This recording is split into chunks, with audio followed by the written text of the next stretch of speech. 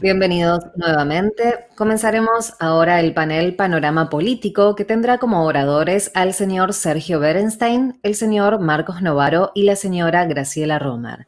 Sergio Berenstein es doctor en Ciencia Política y licenciado en Historia. Obtuvo un certificado de investigación en Ciencias Sociales en el Centro de Estudios de Estado y Sociedad.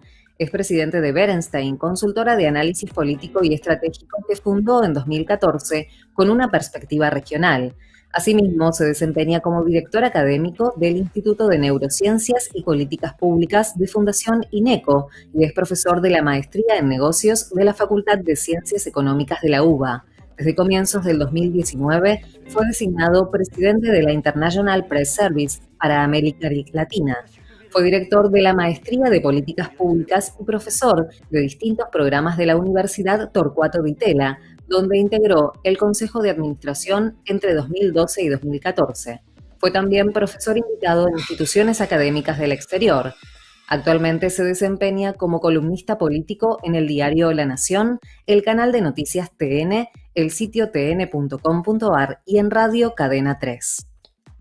El siguiente orador, el señor Marcos Novaro, es analista político, columnista de medios de comunicación y profesor investigador de la UBA y el CONICET. Actualmente dirige el Centro de Investigaciones Políticas, es titular de la Cátedra de Teoría Política Contemporánea y comentarista político de TN. Fue becario Fulbright en la George Washington University y Columbia University en 2006 y becario Guggenheim entre 2008 y 2009. Ha publicado más de una docena de libros y numerosos artículos en revistas académicas nacionales y extranjeras. La oradora Graciela Romer es licenciada en Sociología de la Universidad de Buenos Aires, directora de Graciela Romer y Asociados, dedicada a la consultoría política e investigación sociocultural y política. Ha dirigido estudios sobre gobernabilidad democrática en 15 países de América Latina. Se desempeñó como titular del Centro de Estudios Avanzados en Ciencias Sociales, el CEMA, Universidad de los Andes y Universidad Javeriana. Exsecretaria ejecutiva del sector privado de las Américas, miembro del Consejo Editorial de la revista Foro del Sur, miembro de la Comisión de Cultura del CARI, miembro fundador de Save Democracy, organización no gubernamental con sede en México dedicada a monitorear democracia.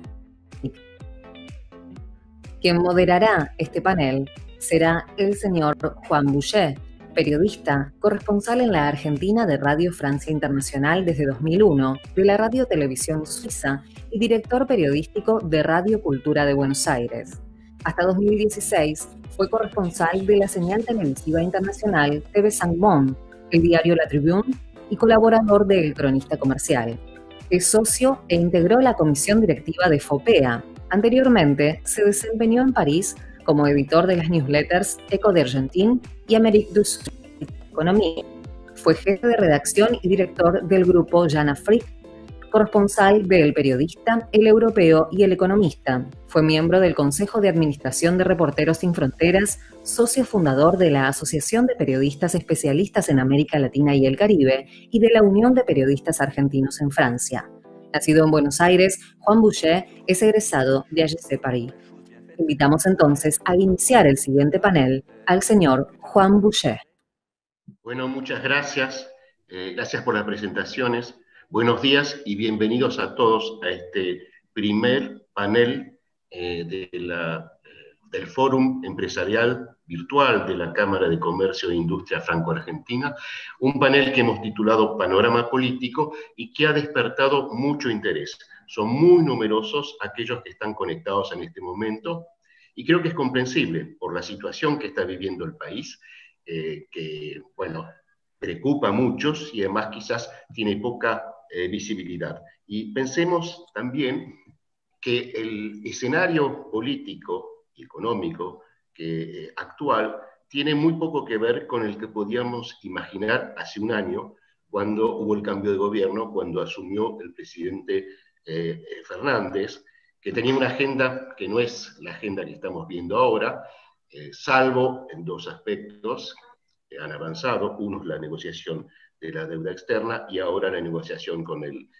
Fondo Monetario Internacional, que parece encaminada. pero todo lo demás ha cambiado. Ahí hubo un factor exógeno importante que fue la pandemia, pero quizás no solo eso. Entonces, para entender lo que está pasando y quizás ver qué es lo que se viene, hemos convocado a 3 grandes especialistas que agradezco calurosamente, cuya participación agradezco calurosamente. Ya los hemos nombrado, los voy a recordar en el orden en que van a intervenir: Sergio Berenstein, Marcos Novaro y Graciela Romer. Así que vamos a empezar inmediatamente. Cada orador tendrá 15 minutos y les pido, por favor, de no pasarse esos 15 minutos, de respetar los tiempos, para dejarnos después un tiempo para la discusión, para responder a las preguntas de la audiencia. Entonces, comienza Sergio Berenstein, que, según entiendo, nos hablará de los factores institucionales que explican la coyuntura actual. Sergio, adelante. Muchísimas gracias, muy buenos días a todos, un honor estar con ustedes y compartir este panel tan prestigioso. Efectivamente, yo creo que uno puede, evidentemente, analizar distintos factores de la coyuntura, pero me parece que es bueno tomar cierta distancia y señalar algunos aspectos que creo que ayudan a entender lo que está pasando. En Argentina tendemos a confundir los problemas con las personas. Y me parece que más allá de los protagonistas, de sus inclinaciones, a veces de sus limitaciones, lo que define este proceso creo que son algunos factores que vale la pena señalar. Y quiero en todo caso focalizar en esto y luego hacer un último comentario, una conclusión que en mi opinión puede traer un poquito de luz a los problemas que tenemos y en todo caso a las perspectivas de corto plazo, ¿no? En primer lugar, tengamos en cuenta que en Argentina todavía sigue vigente un sistema muy presidencialista y que ya hacia varias elecciones en las cuales tenemos coaliciones electorales que tienen dificultades para transformarse en coaliciones de gobierno.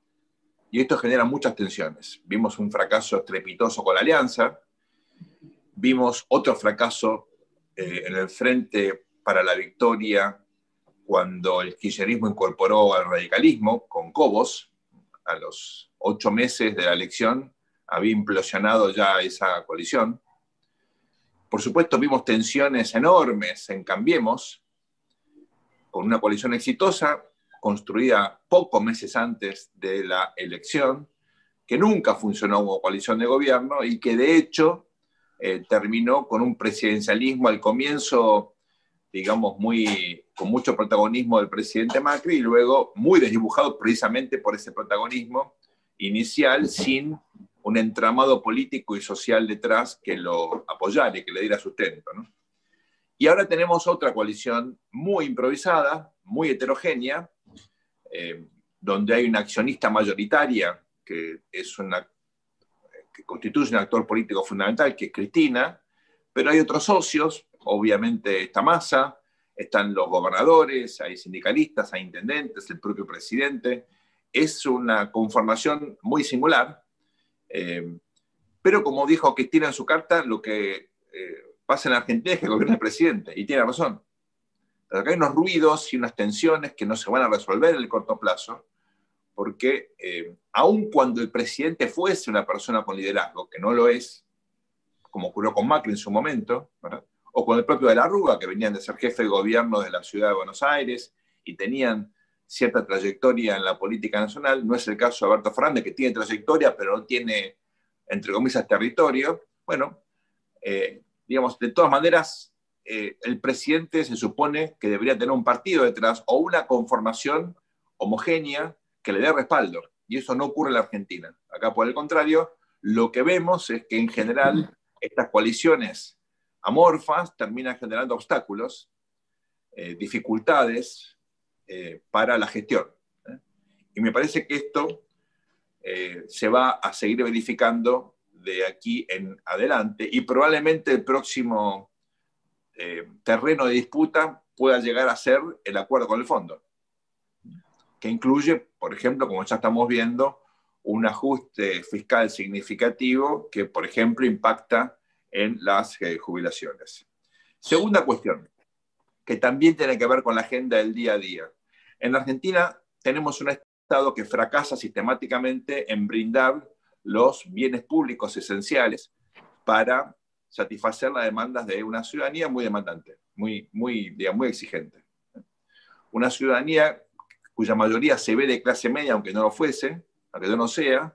Hay gente muy rica que cree que es de clase media y gente muy pobre que también cree que es de clase media. Tiene expectativas muy elevadas, y esto, por supuesto, constituye una fuente de insatisfacción permanente y obviamente también de conflictos, ¿no? Entonces, esto se verifica en términos, por ejemplo, de seguridad pública, de educación, de infraestructura física, de acceso a la salud, de justicia, obviamente, de cuidado del medio ambiente.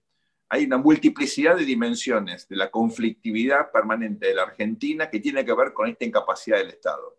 Sería exagerado decir que es un Estado fracasado, pero indudablemente es un Estado con fracasos sistemáticos y de larga duración.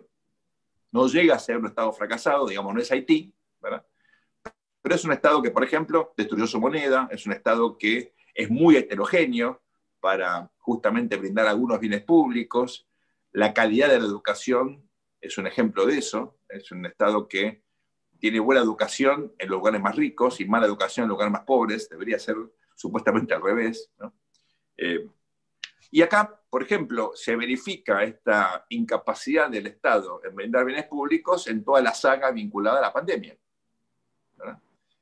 Donde, por supuesto, con errores garrafales en términos de administración de recursos escasos, información, hasta el presidente cometiendo errores infantiles con las comparaciones que hacía al comienzo, se puso de manifiesto que acá no hubo planificación, no hubo obviamente un uso racional de los recursos. Es cierto que pocos países tuvieron éxito en esto y que hay una lógica, digamos, de ir detrás de los acontecimientos, pero claramente en la Argentina ni siquiera pudimos finalmente testear un número razonable de personas.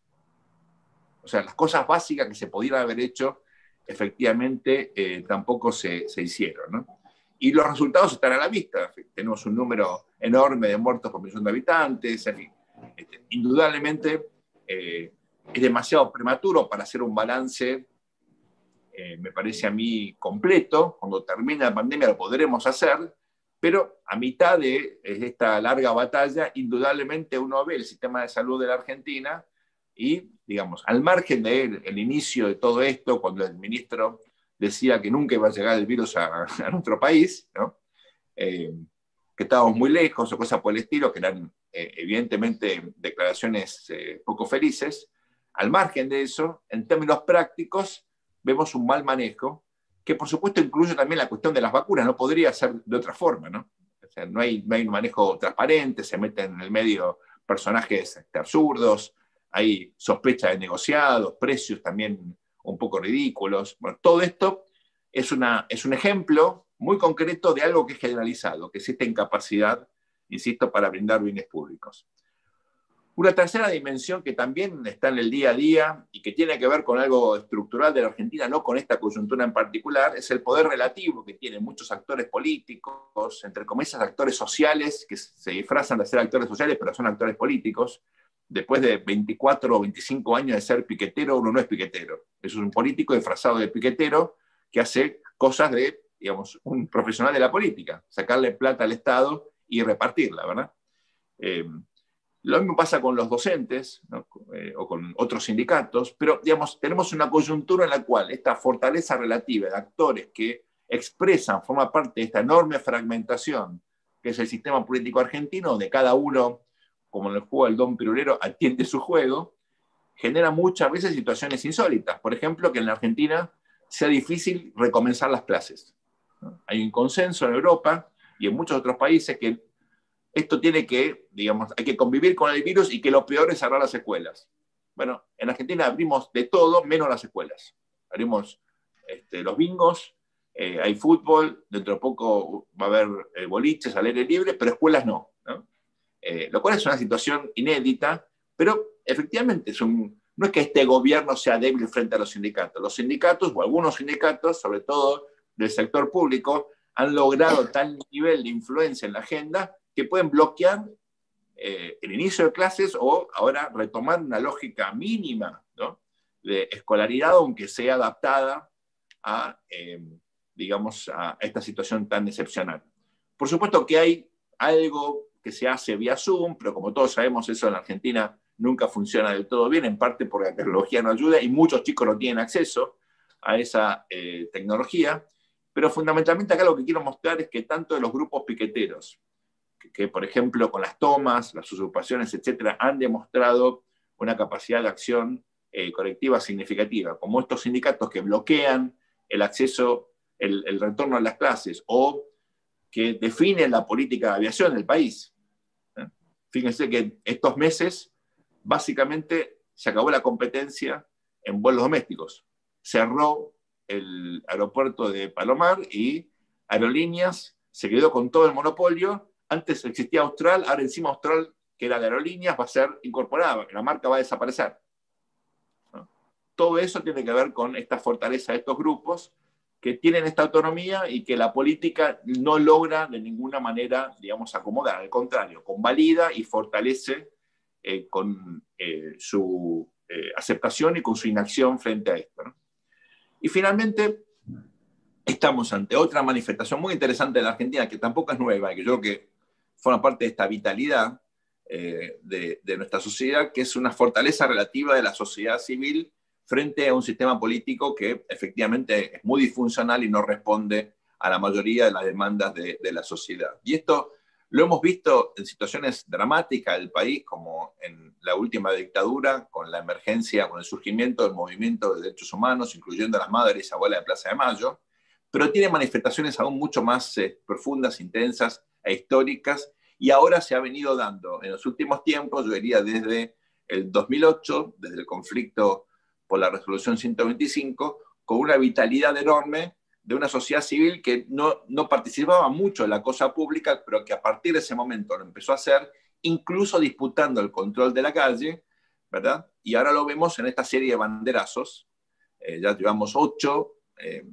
mantienen su intensidad, el número varía, tienen características bastante singulares, en general nadie lo capitaliza políticamente, hay intentos fallidos de hacerlo, pero lo interesante de esto es que una vez más hay, digamos, una sociedad civil o un segmento de la sociedad civil que participa, que ahora encima le agrega, digamos, temas de orden institucional, la calidad de la justicia, por ejemplo, la lucha contra la corrupción, por más que sean enunciados, hay un republicanismo que es novedoso en el país, a veces hay reclamos exagerados, o se saltan a conclusiones. Imagínense lo que hubiera ocurrido en la Argentina si la Corte fallaba de manera diferente y de pronto se generaba, por ejemplo, la posibilidad que el gobierno a dedo designe jueces.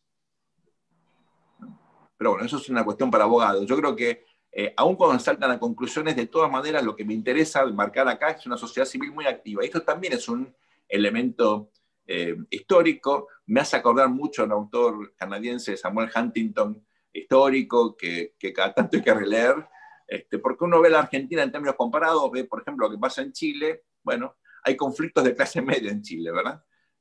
Y la Argentina tiene esto, por suerte, hace mucho tiempo, porque fue un país de clase media de forma notable desde hace más de un siglo, y eso generó una dinámica de participación política muy singular, incluyendo esta sociedad civil muy, muy activa. Entonces, cuando uno suma todo, o combina estos 4 factores, que por supuesto no agotan el análisis, pero que creo yo nos dan una visión distinta, fíjense que prácticamente sin dar nombres propios se nos puede explicar lo que está pasando.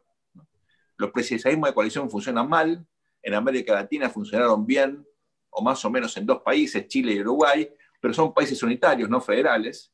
En Brasil, que es un país federal, por supuesto, esto funcionó entre comillas, con un mecanismo donde, digamos, estaba muy engrasado por la corrupción, por el lavallato, por el mensalado y por muchas otras cosas que no conocemos o que sí conocemos, pero mejor, digamos, dejar a un costado ahora no es lo que uno quiere. Digamos, acá tenemos los mismos niveles de corrupción o mayores con un mecanismo diferente. Puede ser, pero digamos, no es un buen ejemplo, ¿no? Ahí tenemos tensiones permanentes que no van a ceder. El Estado argentino va a seguir siendo parte del problema y no de la solución. Un país sin moneda, un país con déficit fiscal estructural, independientemente de lo que recaude. Recauda mucho, recauda mal y no alcanza la plata nunca para efectivamente financiar el gasto público. Es un Estado que tiene bolsones muy fuertes de grupos inquistados en la política, que son muy, muy influyentes y capaces de influir en la agenda pública, y es un sistema político que, por suerte, tiene una sociedad civil muy activa, muy demandante, que está atenta, que participa, que gana la calle y que protesta. Bueno, ¿qué hacemos con todo esto? Estas son las cosas que van a continuar seguro. En el medio, lo que uno ve es que ahora el gobierno, después de ir a la banquina durante 4 meses, junio, julio, agosto y septiembre, y con esto yo voy terminando mi comentario, pegó un volantazo. Estaba a punto de caerse por un precipicio, ya había un olor a crisis de gobernabilidad, parecía que la Argentina se estrellaba de nuevo, y de pronto alguien dijo, bueno, no, por acá no nos conviene. La imagen, por supuesto, del presidente, de su gestión, cayó muchísimo en ese contexto, y ahora estamos en una cosa diferente, ¿no? Donde seguramente, con un acuerdo con el fondo, va a haber una hoja de ruta un poquito más previsible. Quiero de todas maneras recordarle que en 22 acuerdos con el fondo, Argentina jamás cumplió ninguno. Dudo que esta vez sea la excepción, todos lo sabemos, pero por lo menos va a haber algo que hasta ahora no tuvimos, que es un plan. El plan puede ser bueno, regular o malo, con suerte va a ser regular, pero es mejor tener un plan regular que no tener plan, como esta gestión ha demostrado hasta ahora. Gracias por la atención. Yo lamentablemente me tengo que retirar a las 12, pero encantado de responder las preguntas, si no ahora, luego por mail o como sea. Muchas gracias.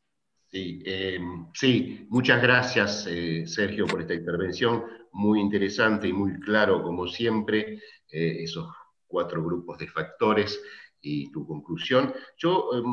A mí me llama especialmente la atención la cuestión que la clase media le esté disputando, la clase media, en una expresión de bien política, la calle al peronismo y a los movimientos vinculados al peronismo. Me parece la mayor novedad, digamos, de este año, y eso plantea desafíos diferentes, obviamente, para el oficialismo y para la oposición.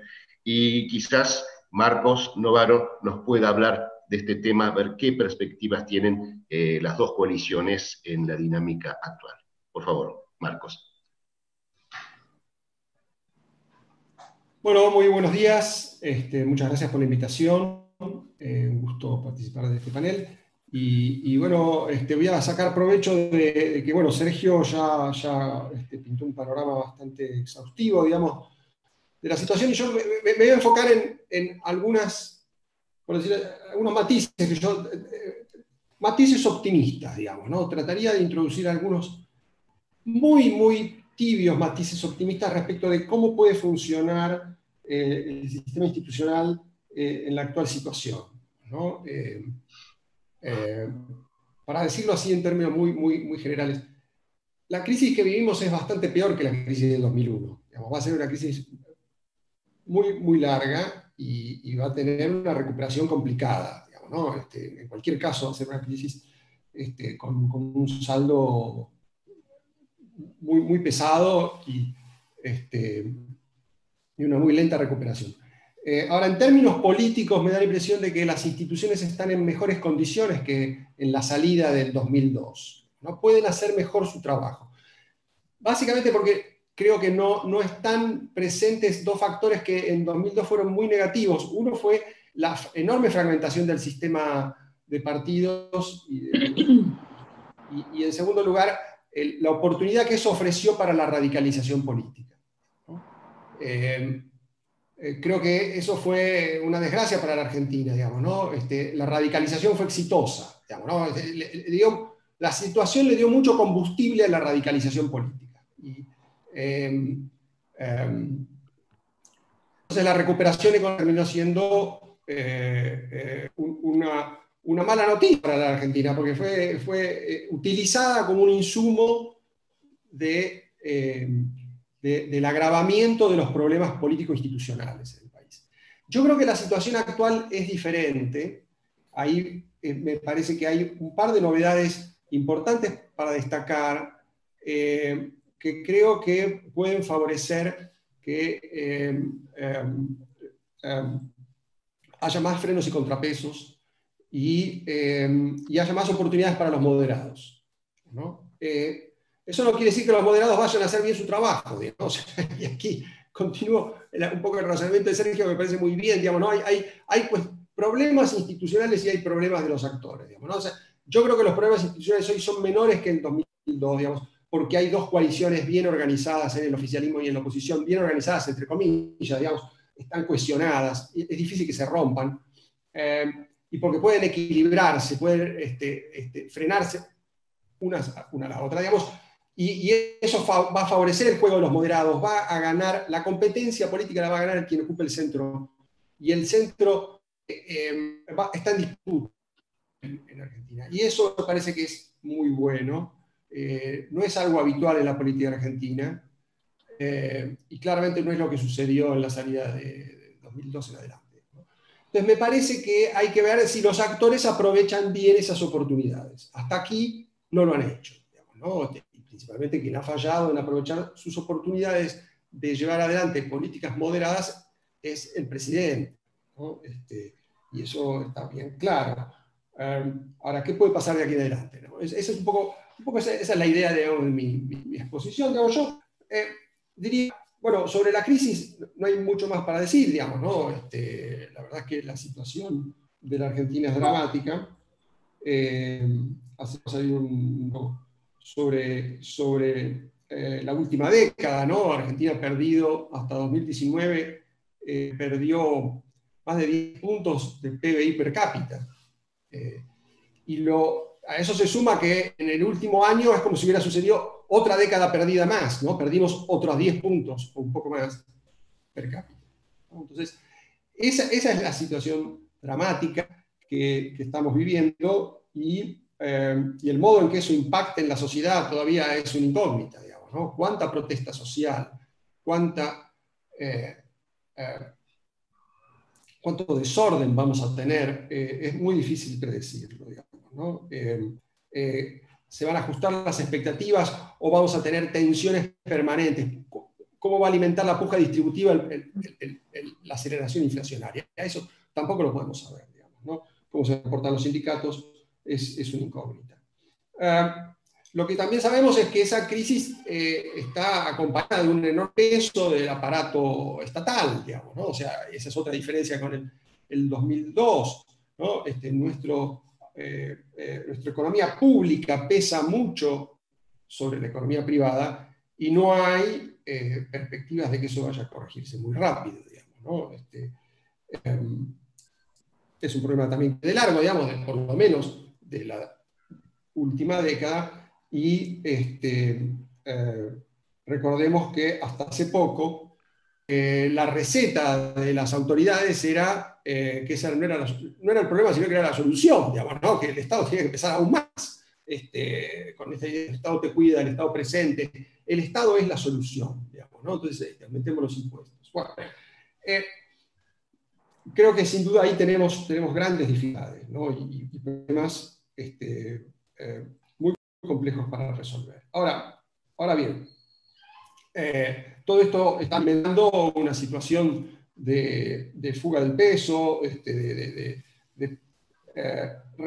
presiones sobre el dólar y una enorme desconfianza, ¿no? O sea, el elemento básico, lo podría decir, es donde se condensa toda esta gran dificultad económica estructural de la Argentina, es la desconfianza, ¿no? Que resolvamos los problemas de la deuda. Esto no tiene solución hasta que no haya una política que dé confianza.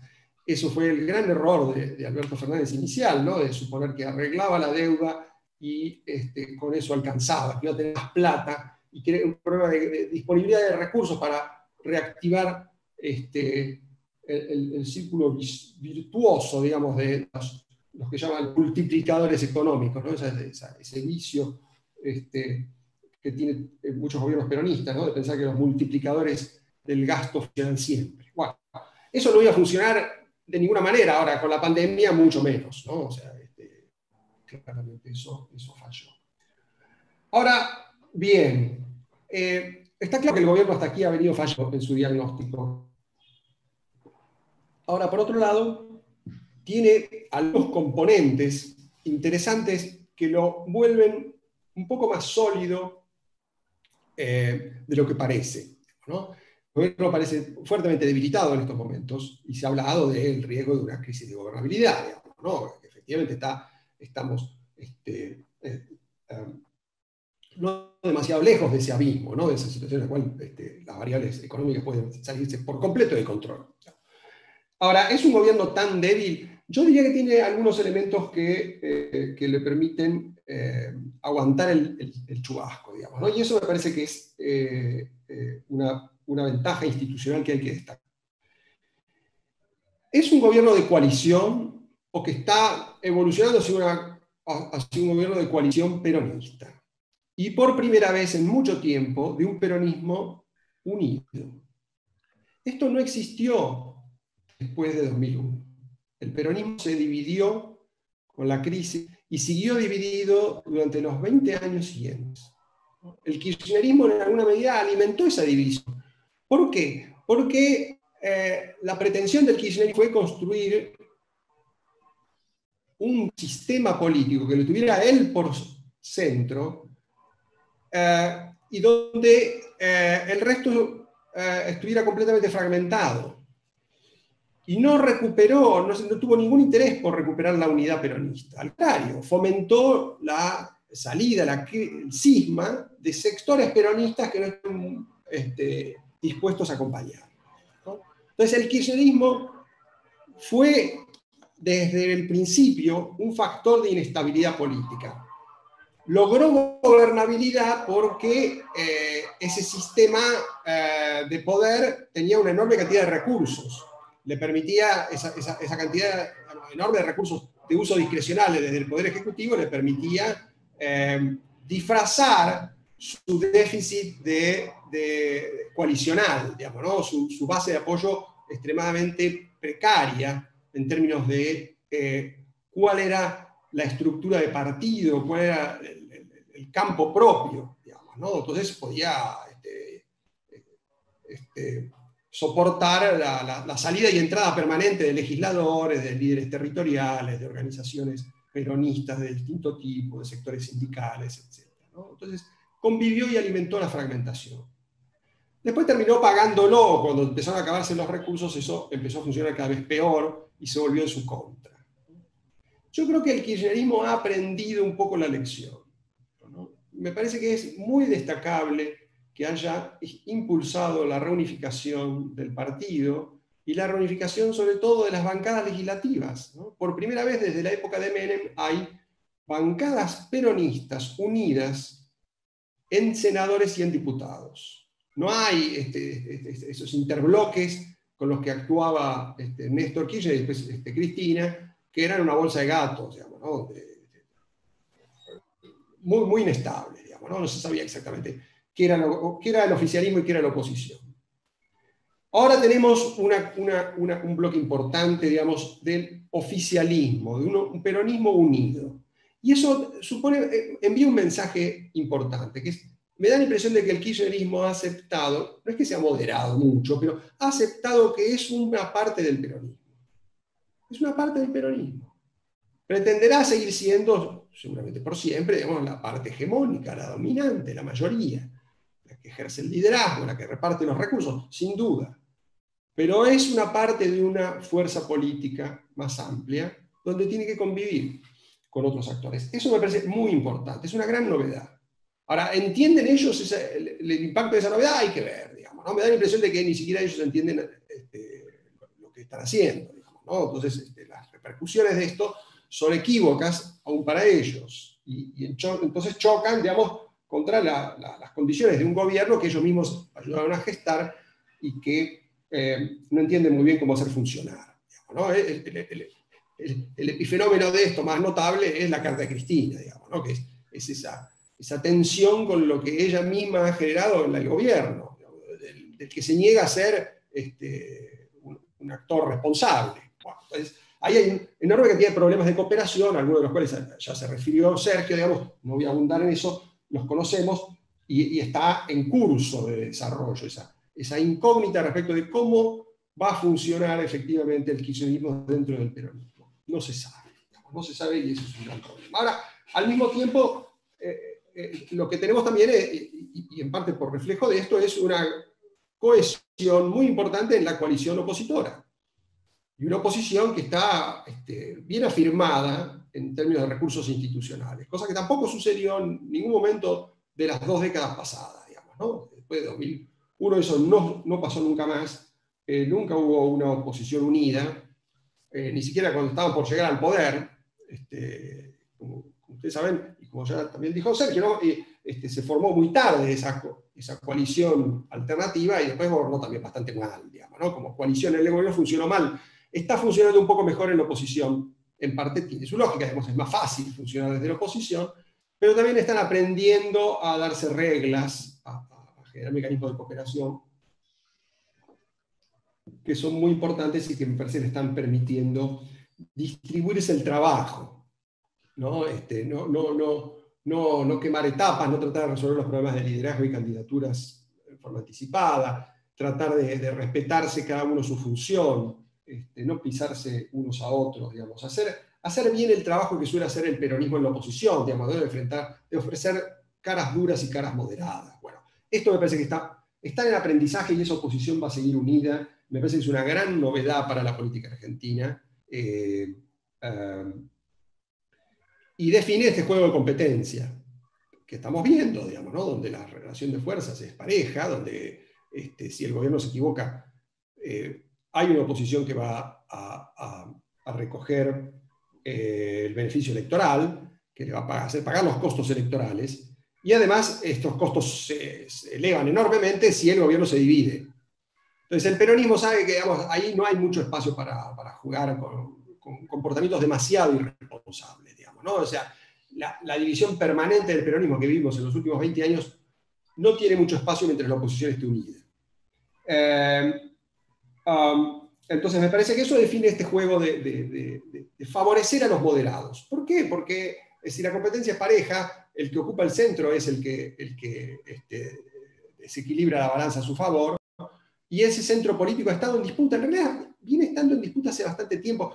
La política argentina está funcionando mejor hace tiempo, aunque no se note, digamos, ¿no? O sea, los resultados en términos de gestión no son demasiado buenos, pero el sistema institucional y partidario está funcionando mejor. De hecho, digamos, la competencia en 2015 fue una competencia por el centro político, donde Macri hizo el trabajo mejor que Scioli, en parte porque, digamos, a Scioli no lo dejaron hacer ese trabajo, y él no se le ocurrió resistir y rebelarse contra las constricciones que le pusieron, digamos, ¿no? Me parece que eso cambió en 2019 y Alberto Fernández hizo mejor que Macri el trabajo, digamos, ¿no? Ocupa el centro moderado. Ahora, ¿ha aprovechado esa función para convertirla en gestión? No. Ese es el gran problema que hemos tenido en este año, digamos, ¿no? Una promesa. Alberto Fernández le ha hecho a la sociedad y a los propios peronistas 2 promesas: vamos a mantenernos unidos y vamos a hacer una gestión reconciliadora con las condiciones de la democracia y del capitalismo en la Argentina. Digamos, esas 2 promesas, de esas 2 promesas viene cumpliendo solamente la primera, la segunda no. Y ese es el gran problema, digamos, ¿no? Ha tenido oportunidades y las ha desaprovechado, ¿no? La primera fue justamente al iniciarse el mandato, cuando tenía la oportunidad de lanzar un plan de estabilización. Y se dice que se dio a la disconformidad de Cristina con los candidatos al ministro de Economía que Alberto favorecía, pero la verdad es que también se dio a su propio optimismo, ¿no? Yo no creo que hay que echarle todas las culpas a Cristina. En esto yo creo que Alberto es principal responsable. Él creyó, con ese optimismo delirante que tienen muchos presidentes argentinos, sobre todo cuando llegan, que con su voluntad alcanzaba, que si dejaba de pagar la deuda había plata para reactivar la economía. Eso no iba a pasar, digamos, ¿no? Y entonces pensó que no hacía falta un plan de estabilización. Y entonces compró esta idea de Guzmán, de la renegociación, y encima de la renegociación lenta. Pésima idea, digamos, ¿no? La segunda oportunidad Alberto la desaprovechó cuando empezó la cuarentena, ¿no? Ahí tenía la ocasión de tomar distancia, construyó una popularidad que no tuvo cuando ganó, ¿no? O sea, Alberto Fernández es el presidente de la democracia argentina que empezó con peor índice de popularidad después de Néstor. Nadie empezó tan mal. Pero llegó al 70 y pico en marzo de este año. ¿Por qué no aprovechó esa oportunidad? Bueno, de vuelta, falta de liderazgo, falta de decisión, esta idea de resolvemos los problemas internos de Cristina con la justicia y después vemos. su idea de que eso iba a durar. De vuelta, su optimismo, ¿no? Esa idea, no nos apuremos porque esto va a durar, nosotros ya te sacamos chapa de que salvamos a la gente de la muerte. Y Argentina es ejemplo mundial de la lucha contra la pandemia, una cantidad de cosas que lo llevaron a desaprovechar gravemente esa oportunidad y entrar en todo este cono de sombra que hemos vivido en los últimos meses.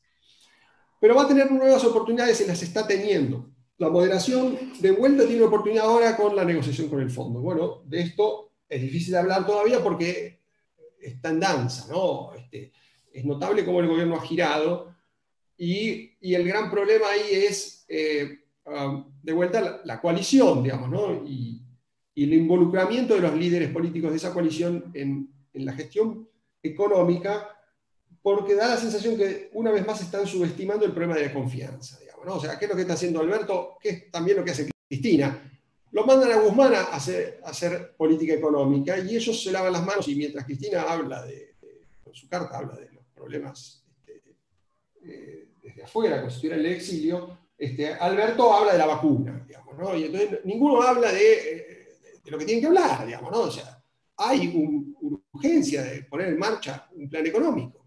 Este plan económico va a contar con el respaldo del fondo. Perfecto. Eso no alcanza si el que valida ese plan es Guzmán, digamos, ¿no? Por más que saquen las leyes, por más que él prometa que el déficit lo va a bajar a 7 este año y a 13 el año que viene, es una promesa vacía si no está detrás la autoridad de los jefes de gobierno, de los jefes de esta coalición, y principalmente de Cristina. Bueno, Cristina va a ser muy difícil que preste su colaboración a eso, pero también notable que ni siquiera Alberto esté dispuesto a prestar su propia palabra a involucrarla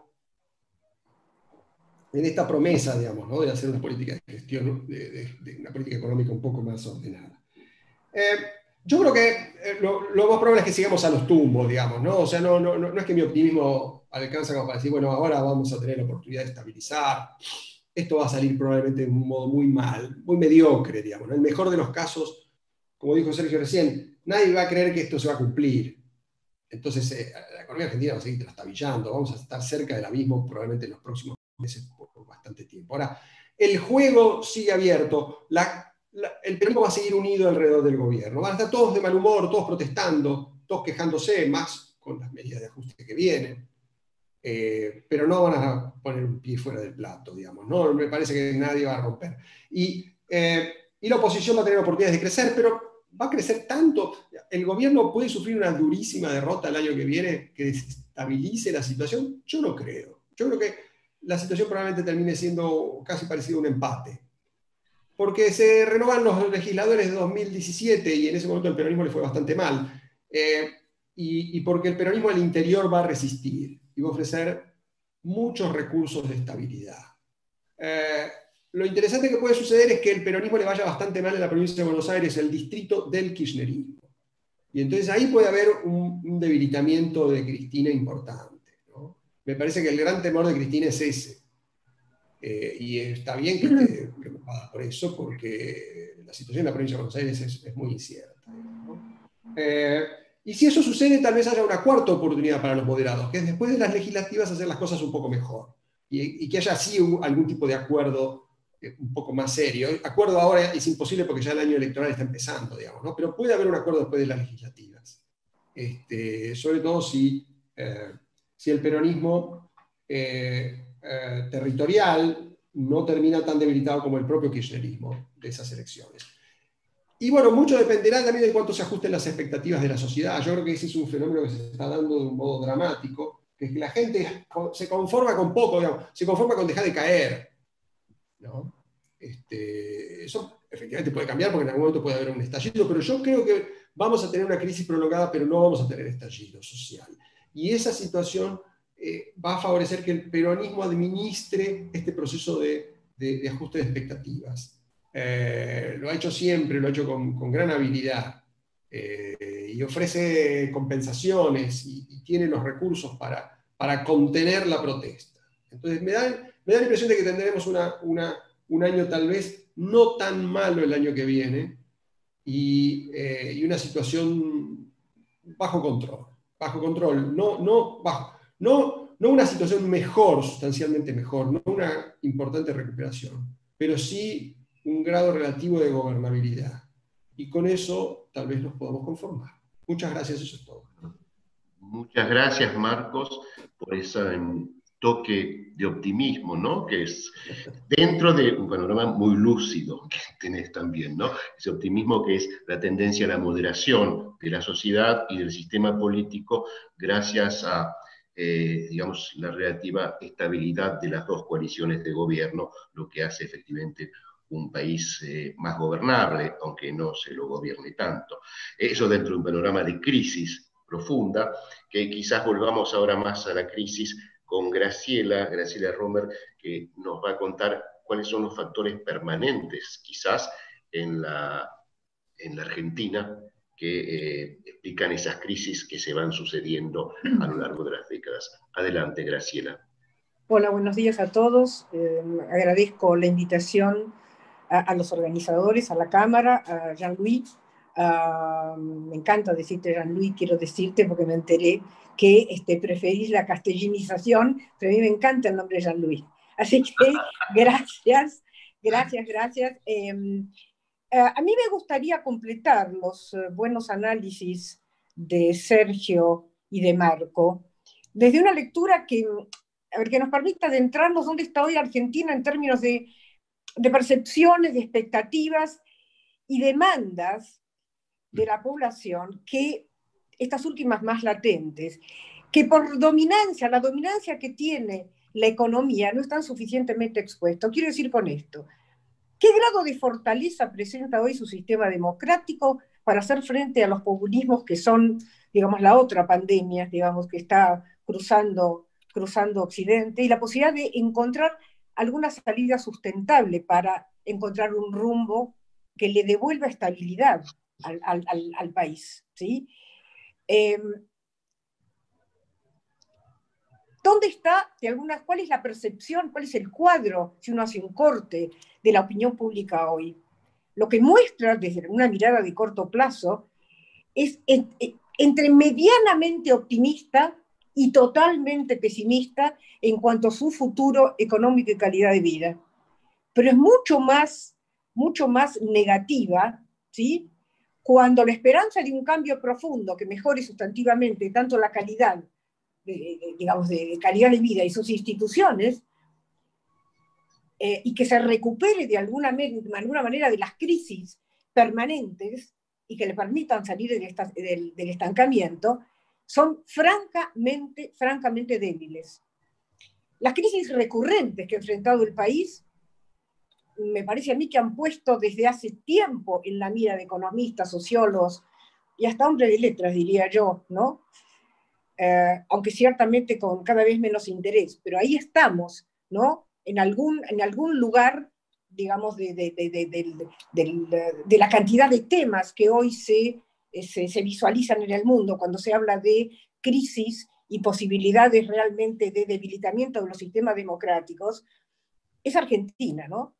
Se le atribuye a Paul Samuelson, aquel que fueran los 70 premio Nobel de Economía, pero también a Vargas Llosa. Yo nunca sé cuál es la fuente real. Haber dicho que había 4 categorías de país, ¿no? Los países avanzados, los que estaban en vías de desarrollo, los subdesarrollados, y luego Argentina. Imposible de catalogar. Y si hay una mirada externa sobre el país, que es casi unánime, y que en honor a la verdad a mí ya no me asombra y cada vez me duele menos, pero francamente me dolió durante muchísimo tiempo, es que somos verdaderamente un país excéntrico. Esto es lo que de alguna manera, digamos, sobre todo desde los países anglosajones, ¿no? Algo que a los argentinos nos encanta oír, pero que sabemos bien que para un anglosajón esto significa algo negativo, no algo positivo. Ser excéntrico tiene que ver con la imprevisibilidad, estar fuera de los parámetros esperados y por lo tanto poco confiable, que es uno de los problemas serios que tenemos hoy en Argentina. Y esto es estructural, somos poco confiables hacia afuera y somos poco confiables hacia adentro. ¿Qué quiero decir con esto? Quiero decir que somos un país, ¿sí? Por eso esa cuarta categoría residual que planteaba Samuelson. Somos un país que podemos producir personalidades de renombre internacional, desde arquitectos que dejaron su impronta en las grandes capitales del mundo, ¿sí? Premios Nobel, 4 premios Nobel, 4, pero hay 5, pero en realidad 4 premios Nobel, 3 de ellos en ciencia, uno en medicina. Produjimos desde Maradona y Messi hasta también el inventor de la virome, ¿sí?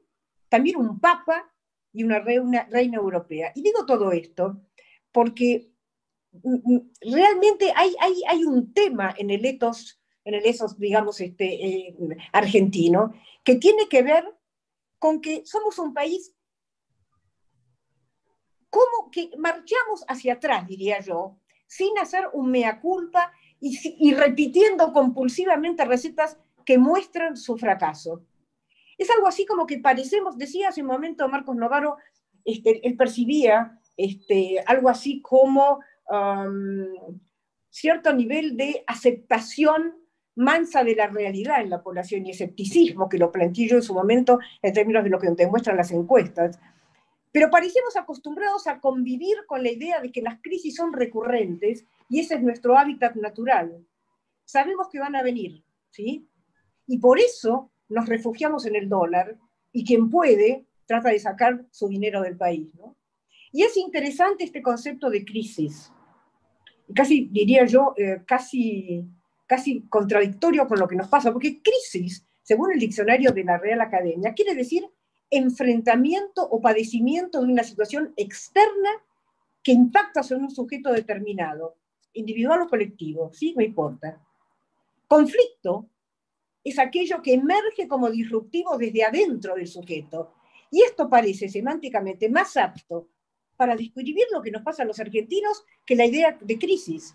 En verdad no vivimos de crisis en crisis, sino de conflicto en conflicto, y esto es lo que parece formar, digamos, la esencia, digamos, de ese ethos, digamos, país. Las grietas no son nuevas. Nuestra historia está recorrida por grietas. Grietas que aún persisten, qué sé yo, morenistas, saavedristas, federales y unitarios, peronistas, antiperonistas, campos versus industria, y ahora ricos versus pobres. Nuestra identidad se construye, ¿sí?, sobre no como diría, digamos, el psicoanálisis lacaniano, que esto, digamos, forma parte de la madurez, no del otro como referente, sino del otro como oposición, ¿sí?, casi irreversible. Cualquiera que, digamos, se sumerja o indague, cualquier encuestador que indague sobre qué piensan los argentinos, sobre qué necesitaría el país de aquí a 10 años para ser un país desarrollado y encontrar, digamos, una mejora en la calidad de vida, lo que va a encontrar como respuesta dominante, y nosotros lo hemos hecho durante muchísimos años en encuestas sistemáticas, es la necesidad de un proyecto nacional. Y no importa, ¿sí?, si se tiene claro qué significa exactamente un proyecto nacional, pero la idea marco, me parece a mí, es la idea de la necesidad de contención, ¿sí? Es más, cuando uno intenta también, digamos, en algún instrumento de evaluación de opinión pública, indagar sobre quiénes son o quiénes se reconoce como padres fundadores de la patria, lo que ve es que fuera de San Martín y Belgrano, que además tienen, debo decir, muy poca, digamos, nivel de presencia, ¿sí?, en realidad la dispersión es notable. Y de manera intuitiva, tal vez, lo que los argentinos sienten que son parte de un proyecto, ¿sí?, que no los contiene. Y lo que están demandando es eso cuando hablan de un proyecto nacional. Ser parte de un proyecto que contenga y que otorgue sentido de comunidad. Yo personalmente creo que somos un país, grande, pequeño, no importa cómo lo evaluemos, pero tenemos todavía que recorrer un largo camino para constituirnos una verdadera nación, ¿sí? Somos hablaba hace un momento, no recuerdo si fue Marco o Sergio, acerca de lo que ha pasado realmente en nuestra decadencia económica y social durante los últimos 10 o 20 años. Esto en realidad es de más largo plazo, ¿no? Somos tal vez el único caso, me parece a mí, que logró en algún momento de su historia codearse mano a mano con países de desarrollo consolidado, pero en algún momento cambió de rumbo. Y ese rumbo hay diferentes lecturas. ¿Sí? Fue en la segunda posguerra, o al finalizar la segunda posguerra, fue en el 75 con el Rodrigazo, ¿sí? No importa, pero la realidad es que después de ese origen, digamos, ¿sí? Lo que hemos logrado es enfrentarnos a una triste realidad con 40% de pobreza, casi 40% de pobreza, esto antes de la pandemia, ¿sí? Y con un 40% de padres alimentados en gran parte por una clase media que fue otrora, ¿sí? Un símbolo de un país con movilidad social ascendente y claramente diferencial del resto de situaciones de América Latina. Planteé al comienzo de la charla esto, ¿no? Que Argentina enfrentaba dos desafíos. Una, sus crisis económicas recurrentes, y la otra, justamente por esta situación, el desafío de su sistema democrático frente a las acechanzas del populismo. Y ambos desafíos están conectados. Yo no comparto y soy un tanto más pesimista respecto de la fortaleza de nuestras instituciones en este momento en el país. Yo creo lo contrario. Yo creo que estamos frente a instituciones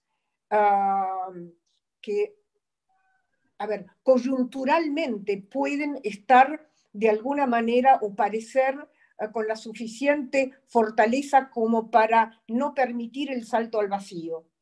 Pero lo que seguramente no están permitiendo es eso, digamos, que de alguna manera está presente, ese proyecto nacional que implique, independientemente, es un rumbo. Yo hablo de proyecto nacional no en términos de lo que considero, digamos, que es casi un concepto, digamos, old fashion, pero creo realmente que lo que sí es importante es tener un rumbo y una visión sobre qué tipo de país digamos, la dirigencia política nos ofrece como para que el ciudadano se sienta contenido como un proyecto, digamos, que lo integra. Está claro que las democracias están pasando por un momento oscuro, que parece haberse profundizado a partir de la crisis de la subprime allá en el 2008 y la débil recuperación económica que hubo desde entonces, ¿no? Y la creciente desigualdad a nivel mundial, la sensación de que los gobiernos no pueden garantizar la seguridad de sus ciudadanos, esto ha producido y ha llevado, ¿sí?, al desencanto, a la pérdida de la fe y a la desconfianza en las democracias liberales, esto sin duda. Un fenómeno agudo en Europa, pero también, ¿sí?, replica en Estados Unidos, ¿sí?, y en otros países. Esta insatisfacción, diría yo, está basada en la premisa de que los gobiernos no están cumpliendo con su parte del contrato social.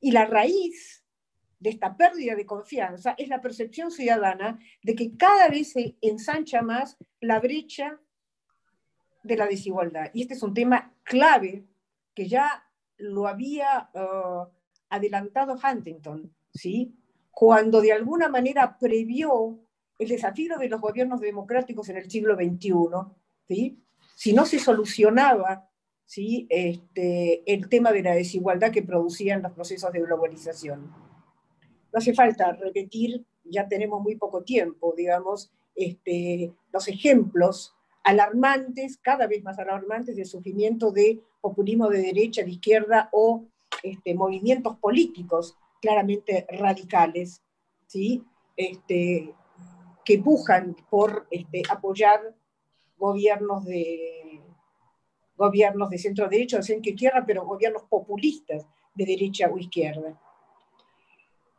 El tema es, se me cruza en este momento, hay un libro muy interesante que publicó un estadounidense, pero que tiene experiencia en investigación en América Latina, Steven Levinsky, sobre el riesgo de colapso de las democracias, aún en países como Estados Unidos, con una densidad institucional que es histórica, pero que sin embargo, y más allá de que haya logrado, digamos, no ganar Trump en esta última elección, lo cierto, ¿sí?, es que los 70 millones de votos que logró, ¿sí?, luego de 4 años de desastre, ¿no es cierto?, y de digamos, una situación vergonzosa, diría yo, desde el punto de vista de las instituciones y del respeto de las instituciones democráticas, no es un tema menor. Y Levinsky sostiene que las democracias, a diferencia de lo que suponía, digamos, décadas anteriores, ya no colapsan, ¿sí?, por golpes de Estado. Colapsan porque implosionan, ¿sí?, básicamente cuando las normas formales e informales también, sobre las que se asienta, se desactivan o se debilitan. Por eso mismo, planteé al comienzo, mi relativo pesimismo, digamos, o mi pesimismo no depresivo, mi pesimismo activo, diría yo, respecto de lo que sucede en Argentina. Hay 4 alertas que plantea Levinsky. Uno es la existencia de líderes en el gobierno que niegan la legitimidad de sus adversarios. 2, toleran o fomentan la violencia. 3, fomentan el control de la libertad de opinión de los medios. Y donde no existe una justicia independiente que resguarde el cumplimiento justamente de estas reglas básicas del Estado de Derecho. ¿Esto qué quiere decir? Desde ejecutivos que extralimitan sus funciones hasta la obstrucción del control y la accountability horizontal, tanto de sus acciones o conductas orientadas al bien común, o a favorecer intereses particulares o sectoriales. Y a esto agreguémosle un tema no menor de la dificultad que atraviesan las democracias en la región, vinculadas a la fragmentación y a las dificultades de los gobiernos, a la fragmentación de los partidos políticos, y a las dificultades de los gobiernos con minorías parlamentarias para sostener gobernabilidad. ¿Sí? Ya no tengo más tiempo, ¿verdad? No, casi. No, eso me pareció. Yo diría para cerrar, ¿cómo se sale? ¿Cómo se sale? Y frente a este panorama, tal vez yo tengo presente permanentemente un pensamiento de Zygmunt Bauman que sostenía que el Estado moderno, más o menos así, ¿no?, sustentó su legitimidad en la promesa de ofrecer seguridad a la población sometida a su autoridad. Y esto va más allá de lo que implica el aspecto meramente físico de seguridad. Y lo que él decía es que las instituciones políticas existentes, creadas para proteger, ¿sí?, a los ciudadanos, son, en la percepción colectiva, en extremo ineficientes para responder al aumento del desempleo, a la criminalidad, a la violencia y al crecimiento del narcotráfico y el terrorismo. Entonces, ¿qué hacer frente a esto? ¿Cómo evitar estas recurrentes crisis estructurales, digamos, que explican el retroceso y esa compulsión a la repetición, digamos, y esta decadencia argentina? Yo creo que no hay medidas mágicas para producir de un día para otro un cambio que tiene que ser cultural y político, ¿sí? Y donde realmente el gobierno de Macri confundió diagnóstico con una política consistente y coherente para llevar adelante un proceso de cambio cultural en el país. Creo que se perdió una oportunidad realmente maravillosa. Porque creo además que el cambio no parece que se logre solo con un cambio de leyes. Porque la democracia no es solo un sistema procedimental, ¿sí? es además un proceso dinámico de cambio permanente, ¿sí?, que determina un estilo de vida y valores compartidos, una cultura, etcétera, etcétera. Y esto solo, me parece a mí, se puede fortalecer con una cultura política republicana, ¿sí?, fomentando una cultura política republicana a lo largo de un proceso de enseñanza, de aprendizaje de valores, de prácticas cívicas compartidas y además de profunda ejemplaridad ética de la dirigencia, ¿no? Transparencia, aceptación de la ley por sobre las atribuciones, digamos, indebidas de poder y, por supuesto, con probidad y ética, ¿no? Creo que puedo ponerle un punto, digamos, a algo que me podría llevar horas.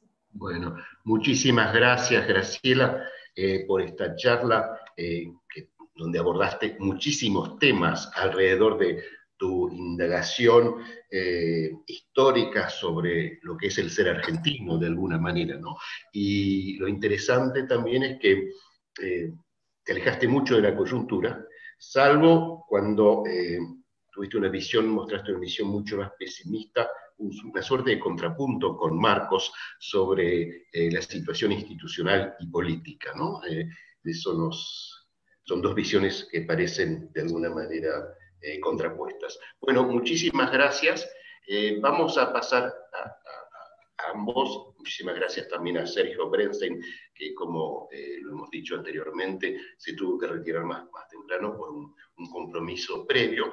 Vamos a pasar a las preguntas. Les recuerdo a la audiencia que pueden hacer las preguntas por el canal de WhatsApp que tienen y también por el canal de YouTube. O sea, hay dos canales para las preguntas.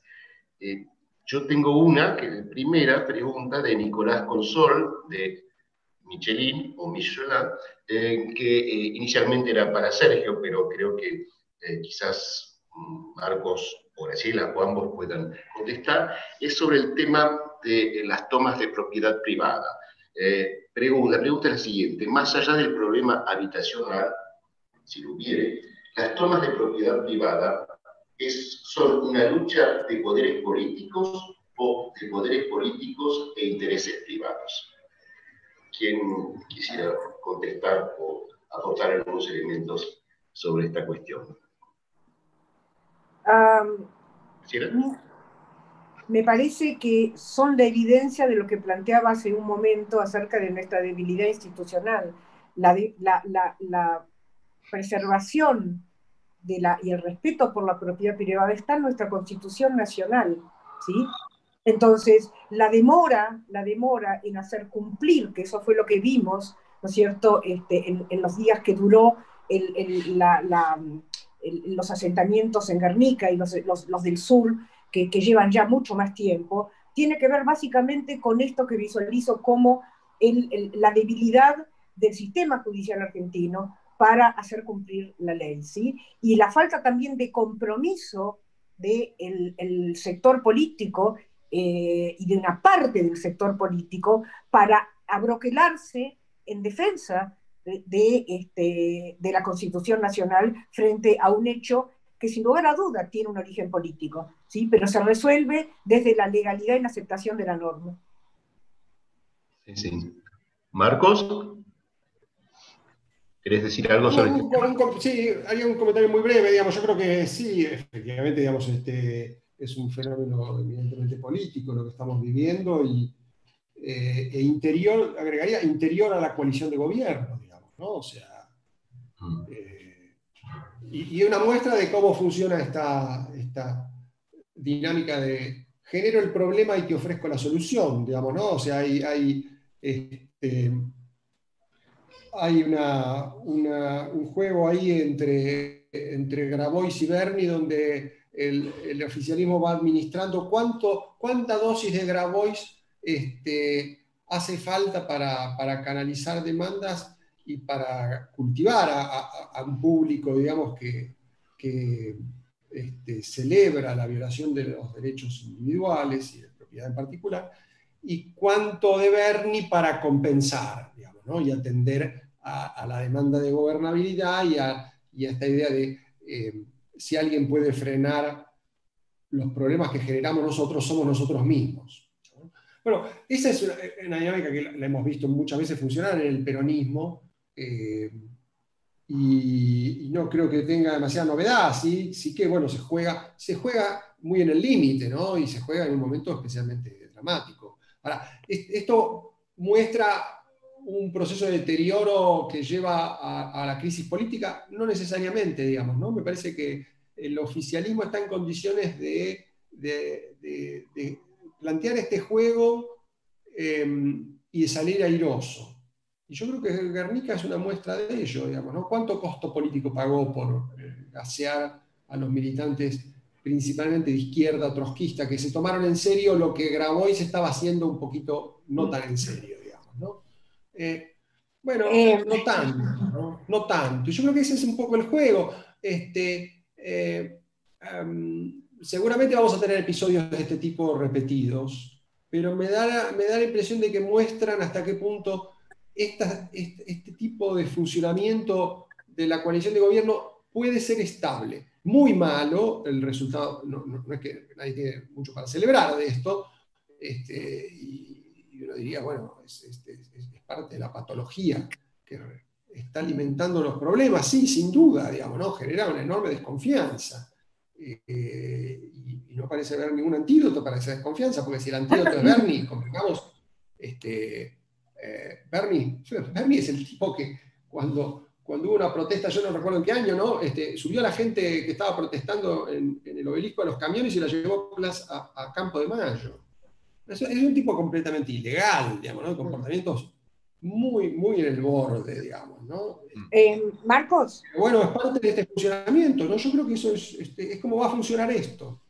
Jean-Louis, me gustaría contestarle a Marcos para completar. Por favor. ¿Sí puedo?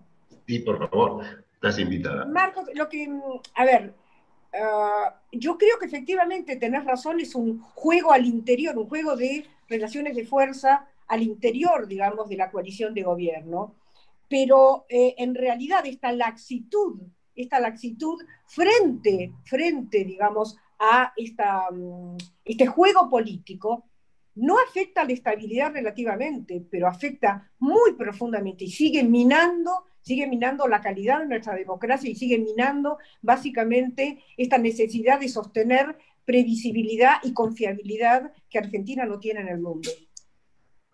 Seguro, la confianza. Justamente tengo otra pregunta más o menos vinculada. Es sobre el rol de los movimientos sociales. Si no están tomando justamente el lugar que tenía el kirchnerismo anteriormente, es decir, el kirchnerismo se ha moderado y acepta ahora estar en la coalición, si estos movimientos sociales no vienen a estar permanentemente, con la ayuda de la extrema izquierda, la izquierda, a poner palos en la rueda del gobierno, sobre todo en el aspecto de confianza que se puede tener en la Argentina y en el mundo sobre sus políticas. Me parece que es la división de roles al interior de la coalición de gobierno, ¿sí?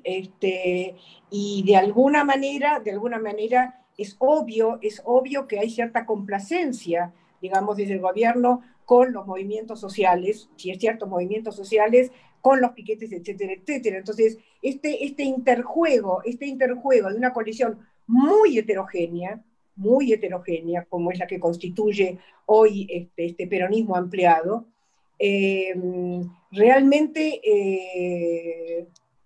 realmente satisface de alguna manera las condiciones de no ruptura e ingobernabilidad, pero sigue minando dos aspectos: la calidad democrática, la previsibilidad y lo que Argentina necesita para insertarse de manera más sustantiva realmente en el mundo, ¿no? Claro. Marcos, ¿tenés algo que decir? Sí, efectivamente es así. Yo diría, bueno, hay que ver de qué movimientos sociales hablamos, ¿no? O sea, hay una gran heterogeneidad de actores ahí. Yo creo que el sistema va a estar permanentemente tensionado y vamos a ver mucho ruido pujas permanentes que se hacen en la calle, digamos, son pujas no muy diplomáticas, ¿no? Digamos, sino presiones facciosas, digamos, en la calle, ocupando edificios públicos y demás, de actores que algunos están adentro de la coalición y no están conformes con lo que reciben, y otros están en las fronteras y juegan a precisamente la ruptura, ¿no? Yo le prestaría atención a esos fenómenos porque efectivamente pueden dar lugar a situaciones de crisis imprevistas, ¿no? O sea, uno empieza una protesta que es simplemente un juego de presiones, pero después la protesta puede descontrolarse porque empieza el saqueo, digamos, ¿no? O sea, ese tipo de situaciones las vamos a tener seguramente en los próximos tiempos. Y yo creo que el arte político puede ser superado por la situación, digamos, ¿no? O sea, uno lo vea, el movimiento Evita ocupa el municipio de Tigre, digamos, no tienen un problema interno a la coalición, están en disputa con la Cámpora. Ahora, en algún momento eso puede terminar en un incendio, digamos, ¿no? O sea, ese tipo de situaciones son muy dramáticas. Por otro lado, en la pregunta había un comentario sobre la moderación del kirchnerismo, un comentario que tal vez estuvo animado por algo que yo dije, pero ojo, yo advertí, esta moderación es muy relativa, ¿no? O sea, el kirchnerismo juega un juego muy peligroso, que es que si vamos a hacer antikirchnerismo económico, no lo hagan en mi nombre. Y entonces realimenta el problema de la desconfianza, digamos, ¿no? ¿Hasta dónde está avalando los proyectos de ley que ellos mismos votan? ¿O están jugando a engañar al fondo y mientras tanto van a seguir emitiendo y alimentando el gasto por abajo de la mesa?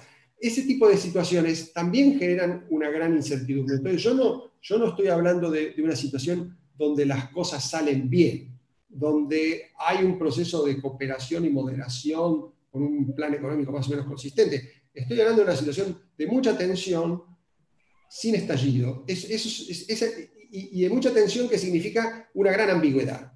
Una gran ambigüedad que precisamente realimenta todos los problemas. Entonces, nuestro futuro es, en el mejor de los casos, mediocre, digamos, ¿no? Es una situación donde no es que vamos a tener un plan de estabilización en serio. Gracias, Marcos. Tenemos varias otras preguntas, pero me avisan los organizadores que no tenemos mucho más tiempo. Hay una que les voy a transmitir y me gustaría que me contesten los dos, pero en una forma relativamente breve. Es de Agustín Heredia, de Olsim, que pregunta cómo creen que serán los próximos meses en cuanto a la relación entre el presidente Fernández y su vicepresidenta Cristina Fernández.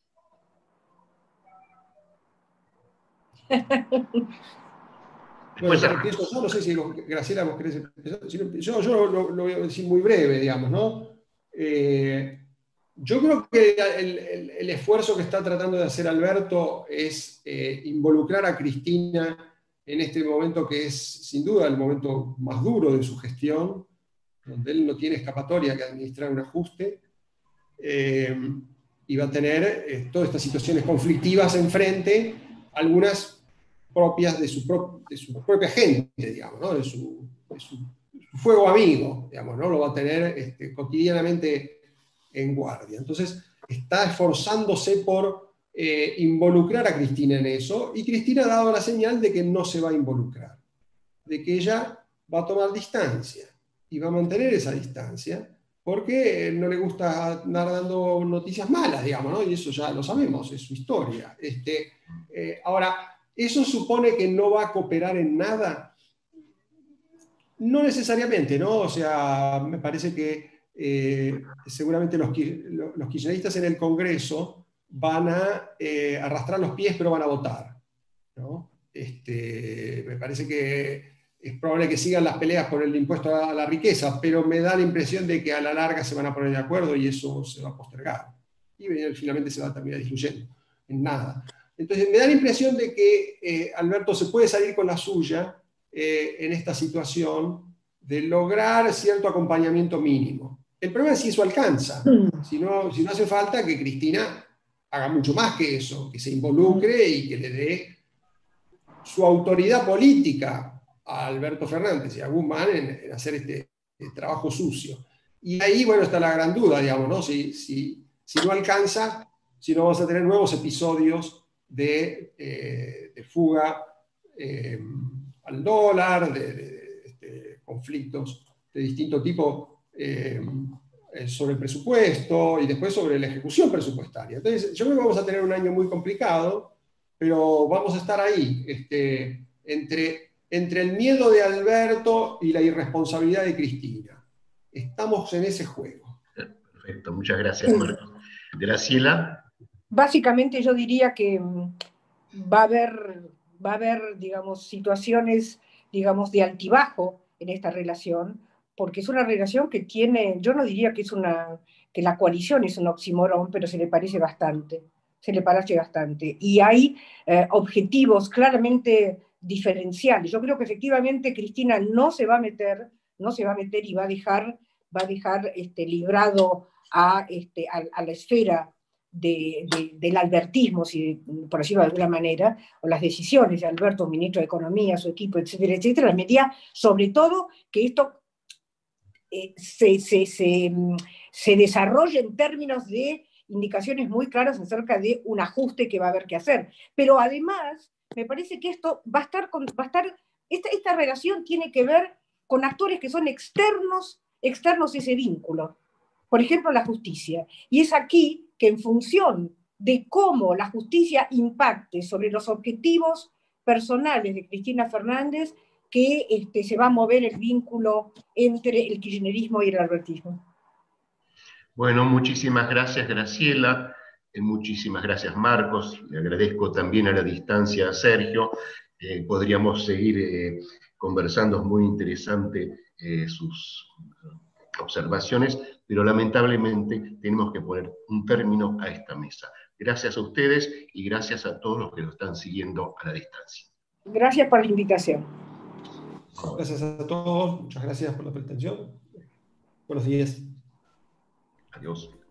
Agradecemos a todos los asistentes y los sponsors que nos acompañan: Air France, France 24, Michelin, Total, Veolia, Air Liquide, Carrefour, CNP Seguros, HDI Seguros, Lesafre con su marca Levex, Grupo Libertad, Permuprop, Sofrecom, Aven, Berenstein, Credit Agricole, Engie, Norauto, Partout, Renault, Graciela Romer, Save Democracy, Saint-Gobain, SMS, Sodexo, Byton, BNP Paribas, Rothschild, Chandon, L'Oréal, Mazars, Score y Servier. Con mucho gusto los esperamos mañana a las 10 de la mañana para escuchar el análisis del señor Miguel Kigel, la señora Diana Mondino y el señor Luis, moderados por el señor Guillermo Laborda, acerca de la Argentina que viene, la visión de los economistas, y luego el análisis del señor André Hatum, el señor Eduardo Laporte, el señor Julián de Diego y la señora Lorena Di Berniero, moderados por el señor Federico Basile, acerca de la Argentina que viene, la visión desde recursos humanos, liderazgo remoto. Que tengan una excelente jornada. Nos reencontramos mañana.